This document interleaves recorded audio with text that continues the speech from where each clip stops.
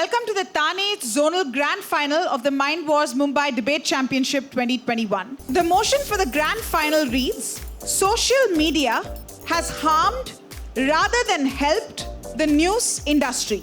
We have Arvind Iyengar from Bombay Scottish Pawai, and on opposition, we have Prathmesh Somvanshi from Mahila Samiti College.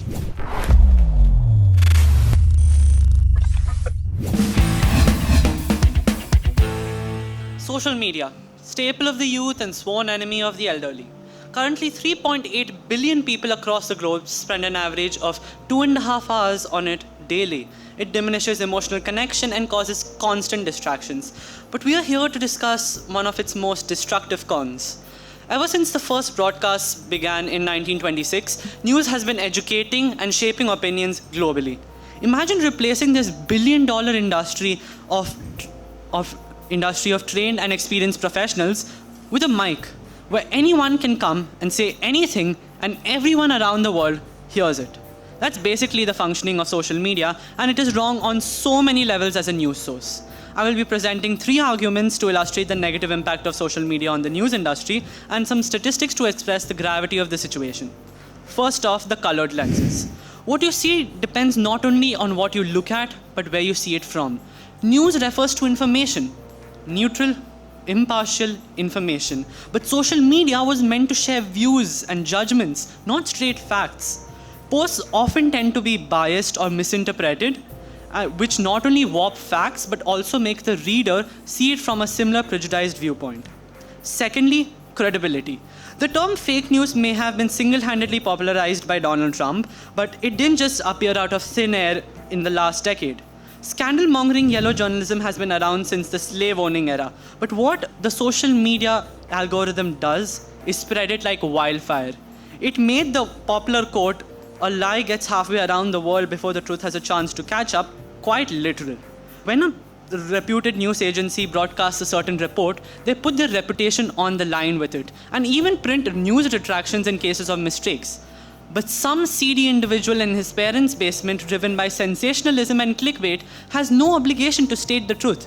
We won't even realize it is fake before it has made some serious damage. In the third quarter of 2020 alone, during the peak of the pandemic, there were 1.8 billion fake news engagements online. And all of this is adversely affecting mainstream media as well, with the media trust worldwide dropping by 8% this year. Fake news creates a false reality that not just 1 or 2 people fall into, but thousands. And with the rise in technological advancements like Photoshop and deepfakes, even the wisest of us can barely tell the difference. And sometimes, these harmless lies can turn deadly, threatening societal stability. A BBC team had been tracking the human toll of coronavirus misinformation during the pandemic, and the effects it had were devastating. Online rumors led to mob attacks in India, mass poisonings in Iran, and phone masks being set alight in the UK. All of this because of conspiracy theories. I know, it is laughable, but that is the true power of social media, and that is why we need to know where to draw the line. Social media is a platform for sharing experiences and recreation, but never, ever can it be a reputable news source.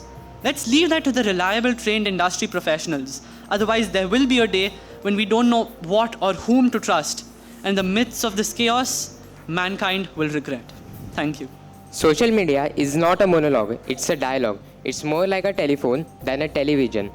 Nowadays, almost every person uses social media every day. For example, in this pandemic situation, social media was the only main thing that connected us to the outside world. Social media had helped almost every industry in the world, most importantly, including the news industry. People can share their opinion freely on the social media through posts, memes, stories, reels, etc. This interaction causes social media to become from one-way communication to two-way communication, which makes it most unique of all of the sources of media. As the opposition said that fake news and other various problems exist on social media, I don't think that because social media has worked day and night to create various departments like independent fact checkers on many more apps like Instagram, Twitter, Facebook, etc. Government has also imposed strict rules and punishment against people who spreaded fake news and negative publicity against some people. addition to my speech, I would like to add 3 arguments that are: first, speed of transfer; second, reach of social media; and third, interactivity and joy through social media. First, speed of transfer. Social media undoubtedly is the most fastest medium compared to conventional methods of media.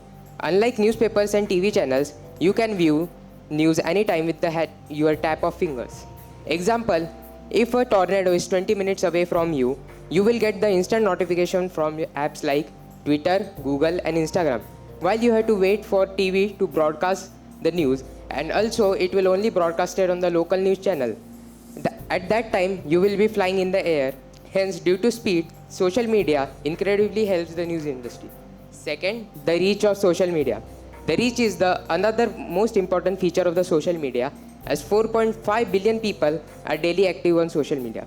From teenagers to elderly people, all are into it. Also, a person can get international news along with personalized news on subjects like science, history, arts, geography, etc.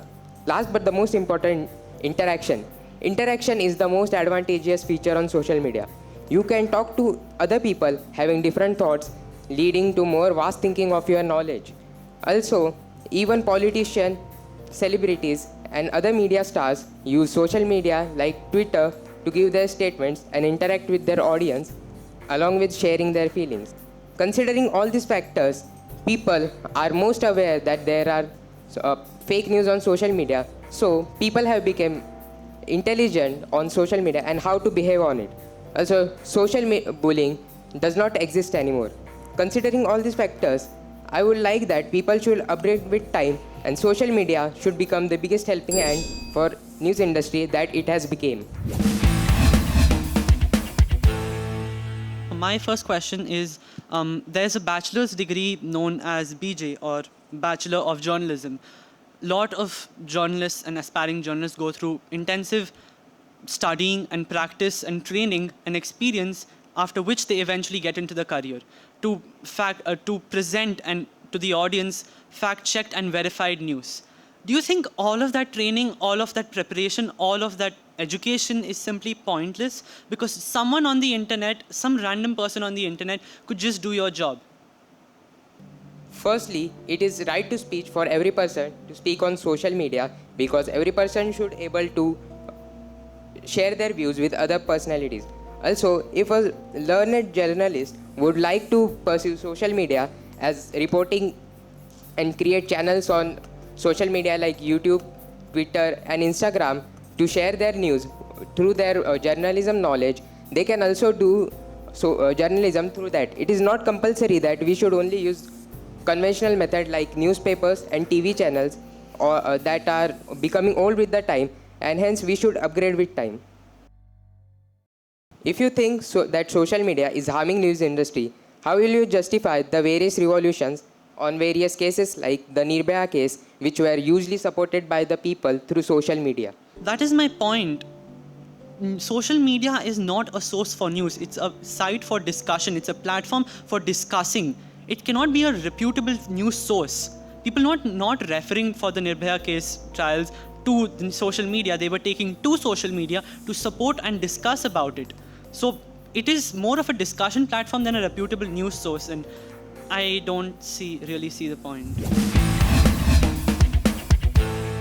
Thank you both for a really great debate on the social and anti-social aspects of social media. The question that I have for you, Arvind, to start off is, one could think about your speech as being about the negative effects of social media in general, about how social media is used to spread lies, is used to spread emotionally charged information.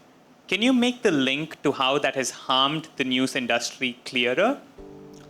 Well, when someone goes through social media and goes through so much fake news, they really don't know what to trust. And as I mentioned as a statistic, that all these fake news engagements online over the pandemic has actually reduced people's trust in media as a whole, in news as a whole.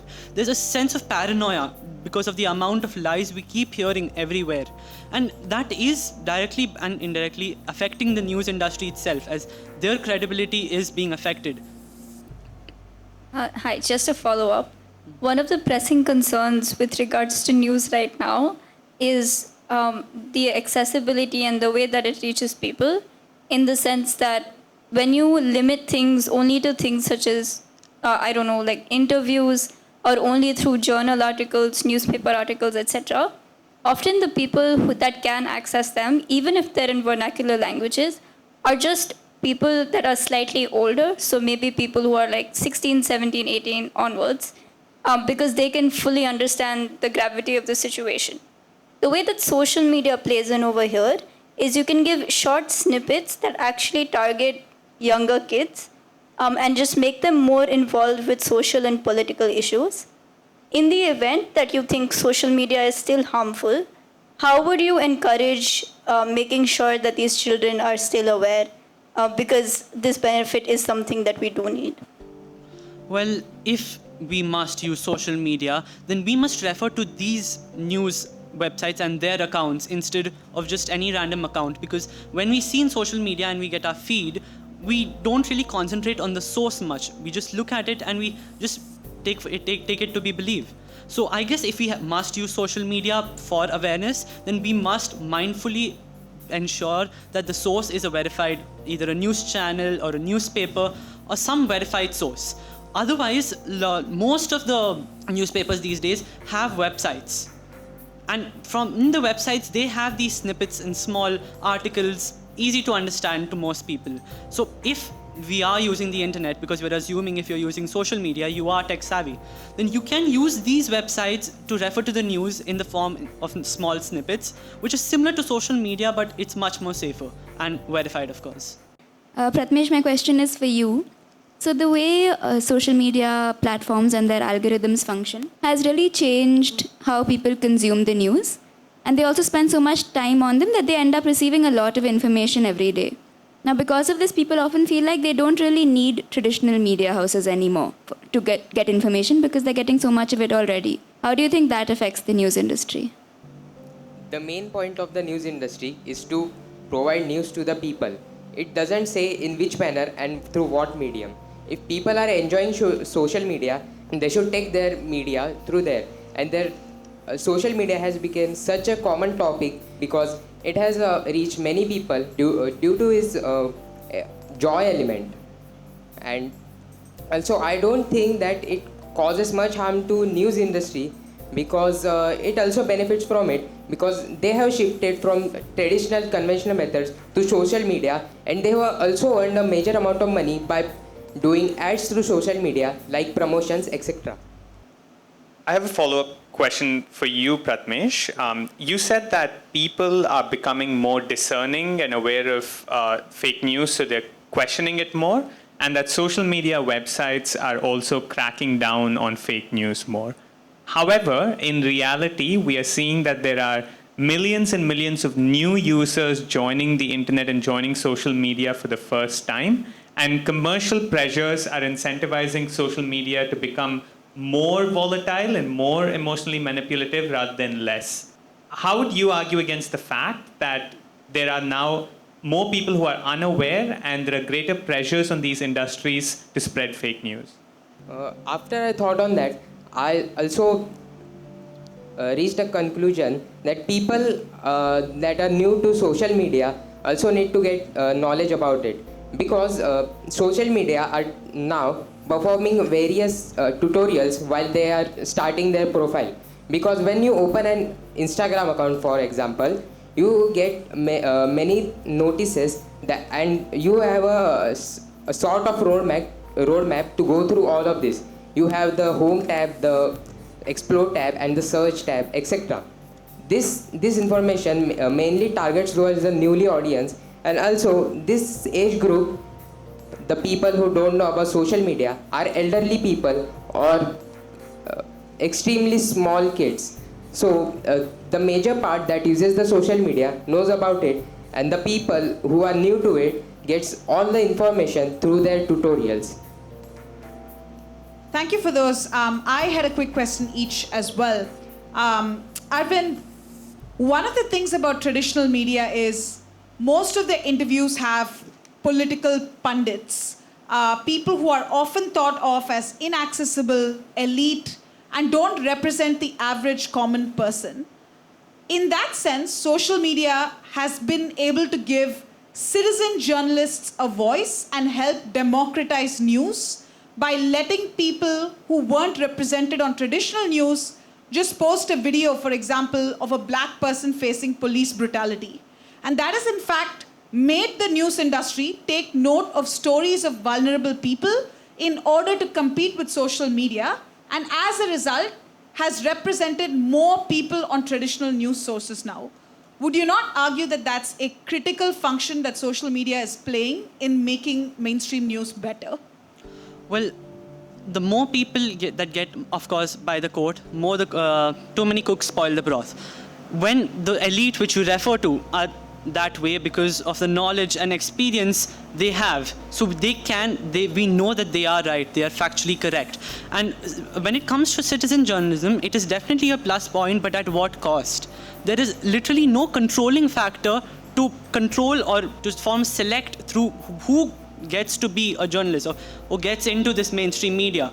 And therefore, there is no check on credibility of the news and whether it's correct, whether it's right, whether it's even interpreted in the right way, whether it's biased, and there's just no check on it. So even though it's provided more representation, it is at a cost. It's at cost of quality of news being deteriorated. Thank you for that. And Prathmesh, to close the round, one of the things you said that was a huge benefit of social media was the speed at which news comes in. But the fact that news comes in at such speed makes it much harder for traditional news sources who are competing to break the news story first, especially in 24 hours news media, to be even worse when they are fact-checking news, and as a result, creates mounting pressures on them to deliver worse quality news. In that context, wouldn't you think that speed actually harms news rather than helps news by making it be more analytical and better written or better delivered? This usually depends on how the news company perceives the the speed factor of the social media. Because if there is more speed involvement in social media, they should accept it rather than giving unidentified and news that are without verification. Also, as I said, most news companies have already came into social media and starting sharing their posts. So I don't think that social media will be more a competition to conventional media, as they have also access to social media as much as they to conventional media. Thank you both for those answers, and may I please invite Janvi onto stage to announce the results and give away the kids' trophies.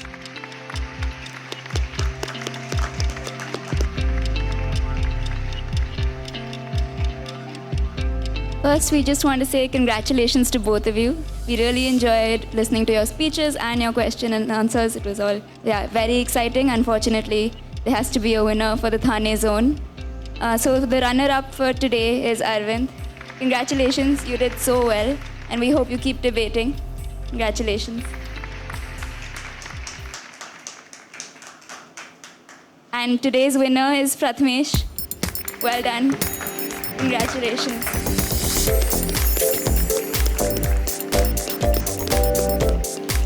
Really good job, both of you.